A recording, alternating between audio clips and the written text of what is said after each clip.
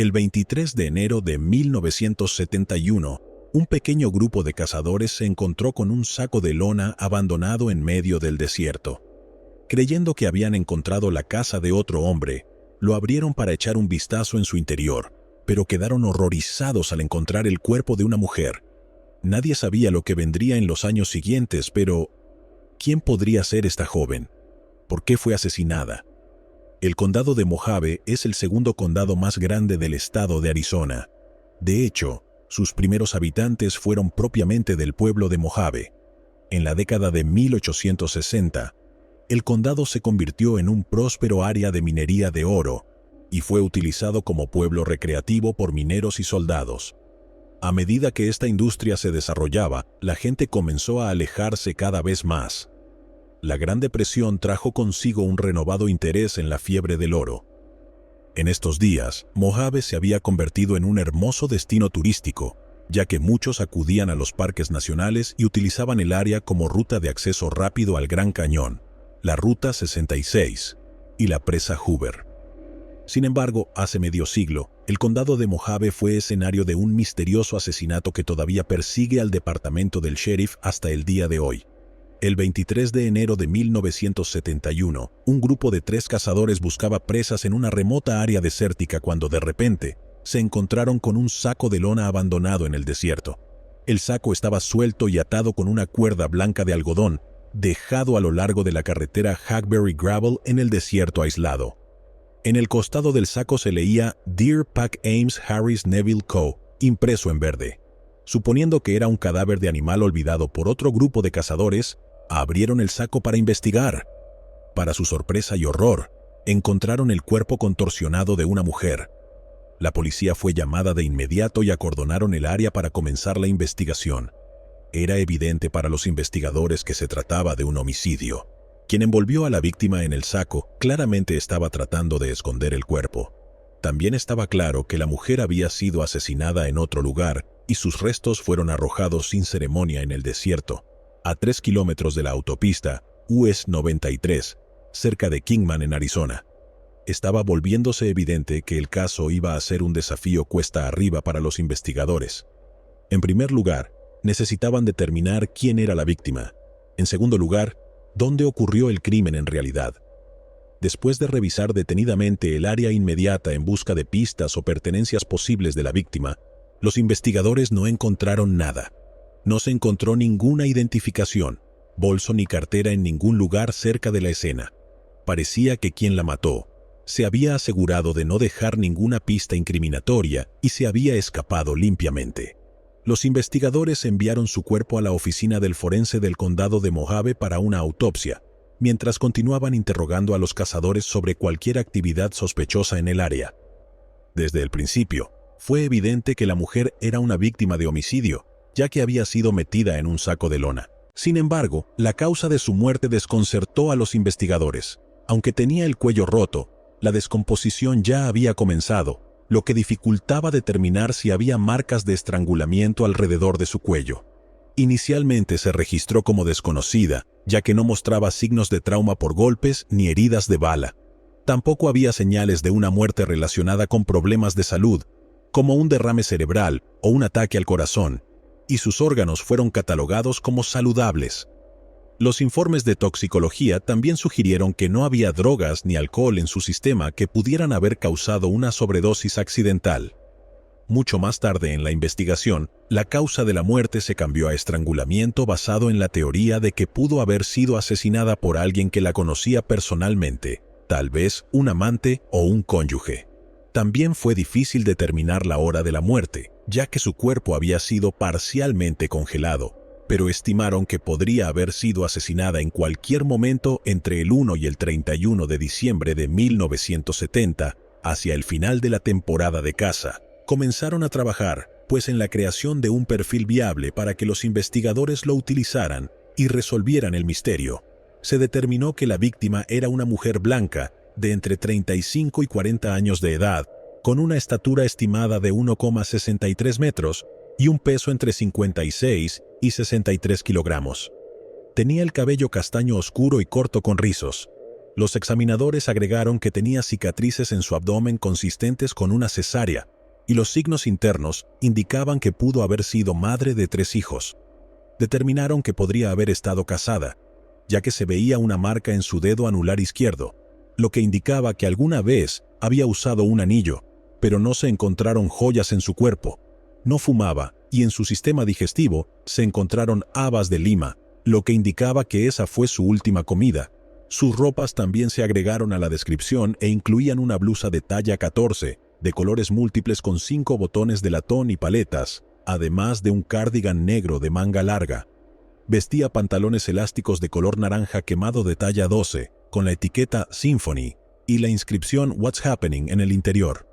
En sus pies llevaba botas de cuero negro estilo pixie de talla 5 y medias bobby de posiblemente color blanco. En algún momento, su cabello fue descrito como peinado de salón y su apariencia era limpia y meticulosa. Sus uñas estaban bien arregladas y limpias. Lo que destacaba, amigos, era el extenso trabajo dental que le habían realizado. Le faltaban 2 molares y tenía un puente dental de $500 como implante. Se estimaba que había gastado casi $2,100 en trabajos dentales. Se le dio el nombre provisional de Jane Doe de Mojave y se la mantuvo en la morgue del condado hasta que se pudiera determinar su identidad. Se hizo un dibujo compuesto de la Jane Doe por un artista de la policía de Flagstaff, pero resultó ser poco halagador. Esto se entregó a los investigadores junto con las descripciones del médico forense. Utilizando esta información, los investigadores trabajaron incansablemente para identificar a la mujer. Lo primero que hicieron los investigadores fue publicar un informe en los periódicos locales y nacionales con una descripción, un dibujo compuesto y el área donde se encontró a la víctima. Parecía que no se obtenían pistas prometedoras, así que centraron su atención en otros métodos de identificación.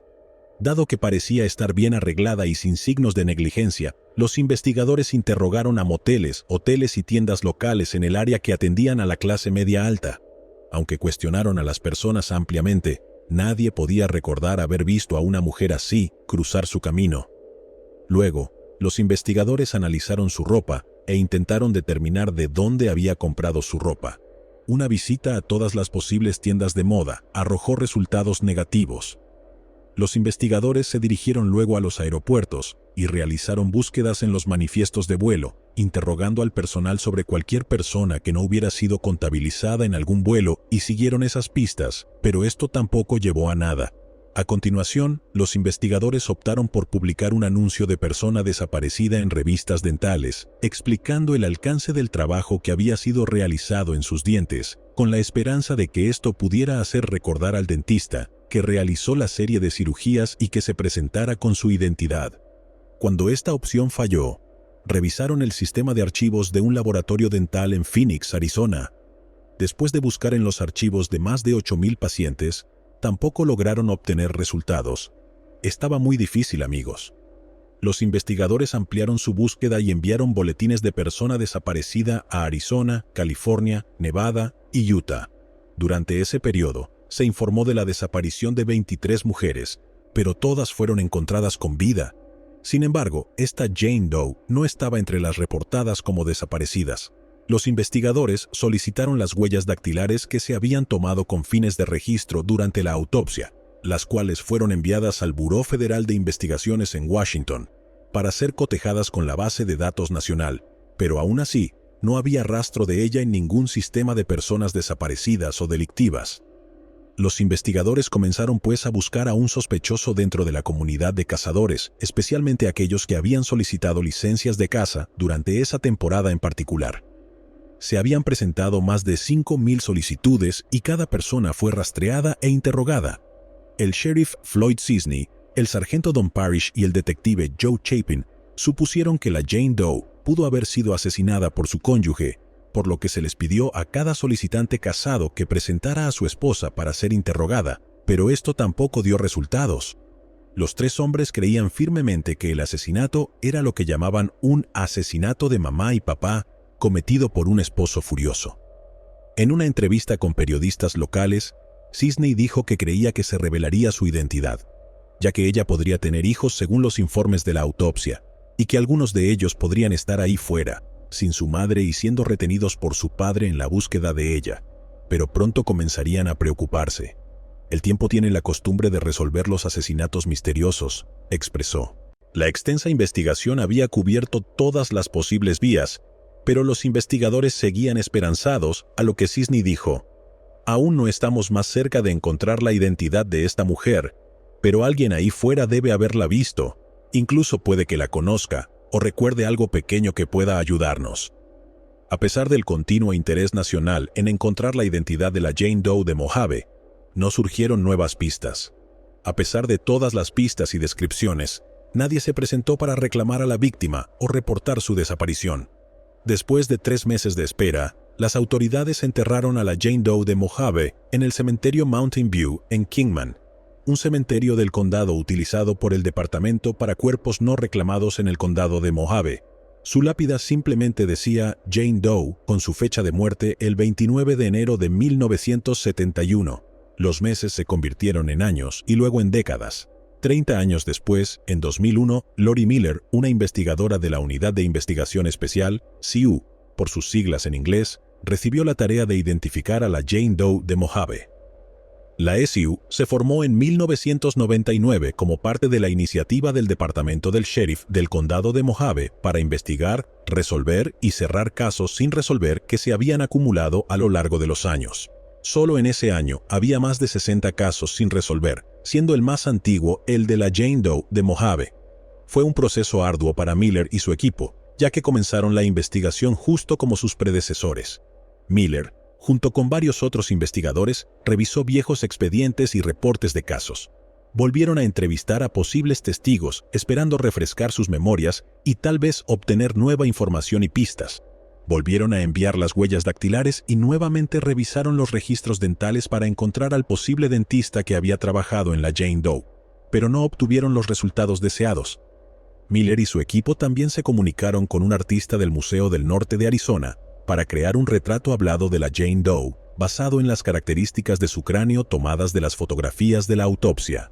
Creían que el nuevo artista podría resaltar las características de la víctima de una manera más profesional que posiblemente capturaría la atención de alguien que la conocía. Una vez más, utilizaron los medios de comunicación nacionales para crear conciencia sobre el caso, con la esperanza de que alguno de los hijos o miembros de la familia de la Jane Doe se presentara después de no haber tenido noticias de ella en 3 décadas, pero no tuvieron suerte. El equipo de investigación de Miller también intentó encontrar vínculos con la empresa Deer Pack Ames Harris Neville Company, que había producido el saco en el que se encontró a la víctima, pero descubrieron que ya habían sido comprados desde hace mucho tiempo. Durante los siguientes 20 años, Miller y su equipo trabajaron en el caso periódicamente. Mantuvieron un ojo vigilante en las bases de datos y siguieron cualquier pista posible.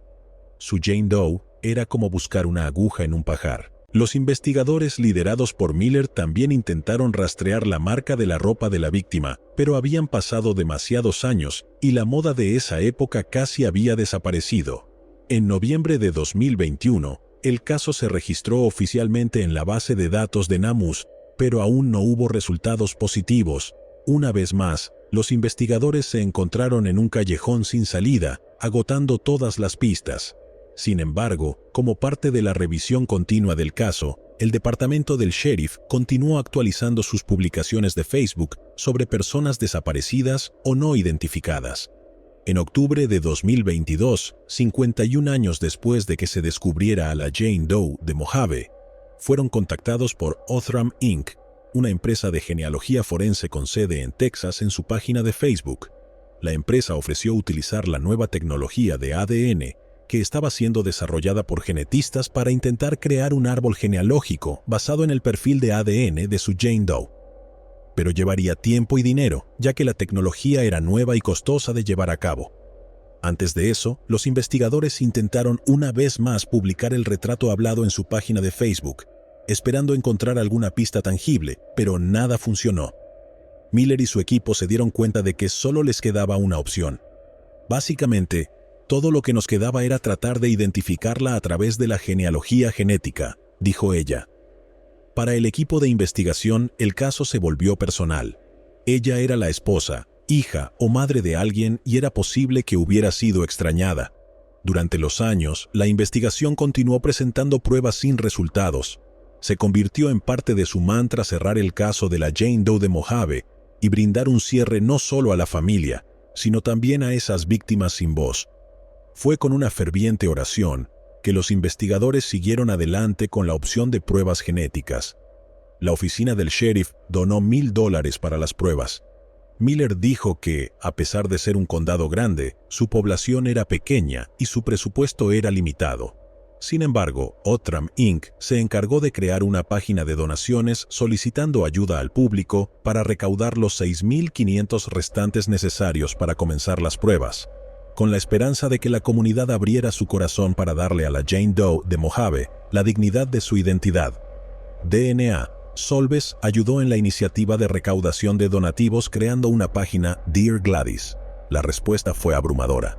La historia de la Jane Doe de Mojave tocó a tantas personas que en 5 días se recaudaron los fondos restantes y las pruebas pudieron comenzar. Lo primero que los investigadores necesitaban hacer era exhumar los restos de la Jane Doe de Mojave. Después de recibir la aprobación del Tribunal del Condado de Mojave en noviembre de 2022, comenzó la excavación del lugar de entierro. Aunque los restos estaban en mal estado debido a la antigüedad, los científicos pudieron recuperar suficiente material genético para realizar las pruebas. El cuerpo fue enterrado nuevamente mientras Outram se preparaba para comenzar el proceso de pruebas. La tecnología era nueva y el proceso era largo, pero se confiaba en la genealogía genética, ya que las pruebas de ADN habían ganado popularidad en 2018 después de ayudar a encontrar al asesino de Golden State después de más de 40 años. Utilizando pruebas avanzadas de ADN, los investigadores pudieron crear un perfil de ADN. Este perfil se utilizó luego para compararlo con los sitios web de Ancestry.com que tienen perfiles de miles de personas que han donado voluntariamente sus muestras de ADN para rastrear y localizar familias de todo el mundo.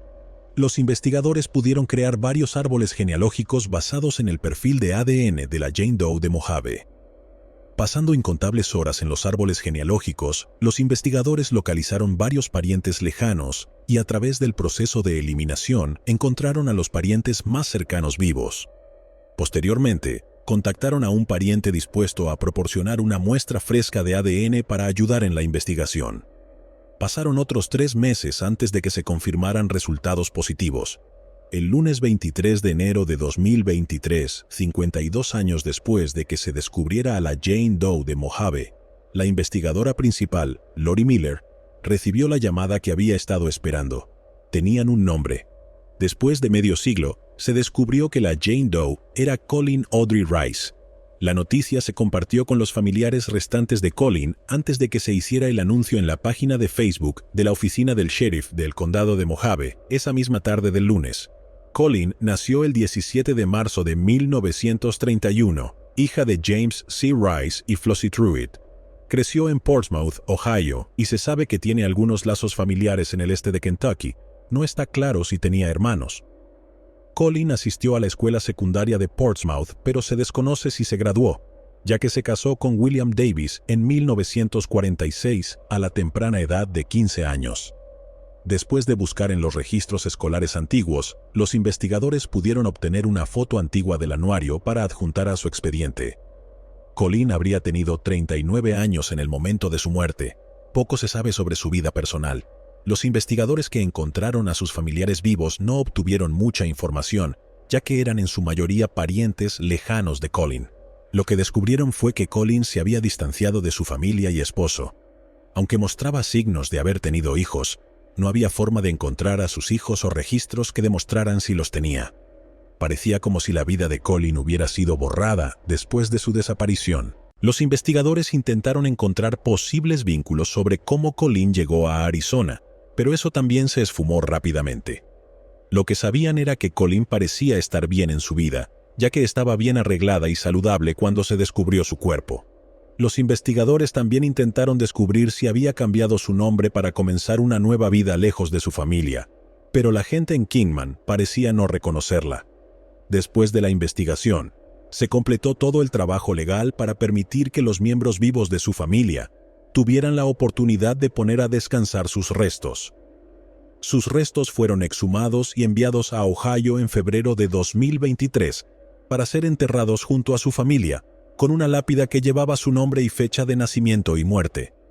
Para los investigadores, su caso más antiguo por fin estaba ganando impulso. Ahora sabían quién era su víctima. La directora de desarrollo de Othram Inc., Kristen Mittelman, dijo que fue un alivio por fin tener el nombre de la víctima. Es conmovedor presenciar cómo las fuerzas del orden y el público se unen para restaurar el nombre de una mujer asesinada después de medio siglo. Para los investigadores, resolver el crimen se volvió personal. Creían que Colleen merecía algo mejor en la muerte, merecía dignidad. La investigadora principal, Lori Miller, mantenía una copia del retrato hablado pegado en su computadora como un recordatorio diario de quién y por qué estaban luchando mientras investigaban el caso sin resolver. Esta era una Jane Doe, ahora tengo un nombre. Siempre ha sido una persona, ahora es una persona con nombre. ¿Te impacta de alguna manera?, dijo Miller. Según informes de noticias, Miller dijo que uno de los desafíos que enfrentaron en la investigación fue encontrar personas que todavía estuvieran presentes desde que ocurrió el incidente. Se volvió bastante desalentador el hecho de tratar de localizar a personas que todavía estuvieran vivas, dijo. WAUK 13 News pudo encontrar a un pariente lejano de Colleen, que también resultó ser genealogista. Illy Allen está relacionado con Colleen por parte de su madre y actualmente vive en Ohio. Allen dijo que cuando escuchó por primera vez sobre el caso y descubrió el nombre de la víctima, se dio cuenta de que estaban relacionados. Cuando vi el Rice, que está en la línea de mi madre, tuve que saber si estábamos relacionados porque era mucho más íntimo, dijo. Identificar a Colleen después de más de 50 años es un testimonio del trabajo que él y muchos otros están haciendo. La pregunta más desconcertante para los investigadores ahora es quién mató y desechó su cuerpo de una manera tan indigna. Los informes de la autopsia no encontraron ADN extraño en el cuerpo de la víctima en ese momento y se descartó por completo la posibilidad de agresión. También se descartó la teoría de que su esposo la hubiera asesinado, ya que entrevistas con la familia sugirieron que Colleen había partido por voluntad propia. Nadie que la conociera personalmente en ese momento parecía estar particularmente interesado en encontrarla, ya que nunca se presentó un informe de persona desaparecida. Durante los 50 años de la investigación, el asesinato de Colleen no se había vinculado a ningún posible asesino que pudiera haber estado activo en el área alrededor de la década de 1970. La forma en que murió no proporcionó muchas pistas a los investigadores para determinar patrones relacionados con asesinos en serie conocidos en ese momento. Aunque Colleen había sido identificada, el caso aún sigue en curso. La SIU todavía está investigando con la esperanza de encontrar al sospechoso o sospechosos responsables de la prematura muerte de Colleen.